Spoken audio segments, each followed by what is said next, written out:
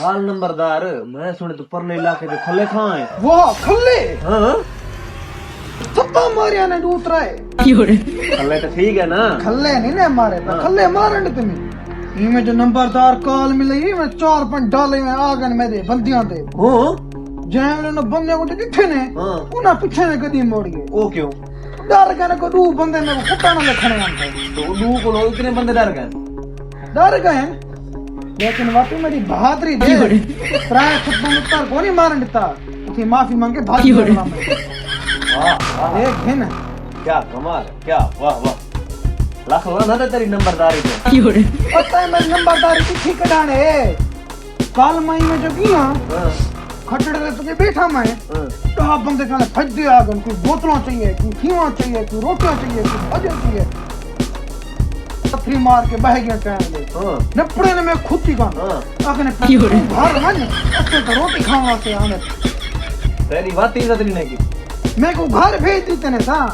तेरे को मैं सही था। नंबरदार है तेरे को तो खतरा था ना तो घर मन मैं तेरे को घर लगा दिया तेरे को क्या तेरे को जानता कोई क्या नहीं। ओए गुले देवते ने मैं को क्यों होता है कहीं रेवड़ी होती ना। ओए देवनी शेवनी मैं नंबरदार जो आता मेरे तो हुक्म चलते पूरे इलाके च अच्छा हाँ परसों तक तां गीली बदल जरा बिल ना भी जमा ओए करवा गिला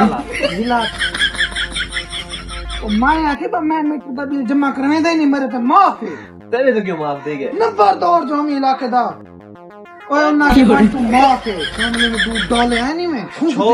हूं नपड़े ने मेरे को खुद ही काम तो घिले रे बिना नहीं मैं बात ही पता है इतनी मेरी देशत चल दी है मैं रोना बैठ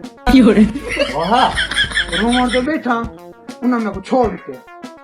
उन्हें मीटर मेरा पट्टी गया मैं फिर जान छुट नंबरदार का मीटर है भी कौन उन्होंने समझा करा मैं आपे हुन भी डी है तो गुजारा करे ना डी पे तेरी असल ना इज्जत कुछ नहीं ओए ला तो कोई इज्जत तो पता ही कौन नहीं मेरी कल मैं कन पैसे को ना मैं गया दुकान ते अच्छा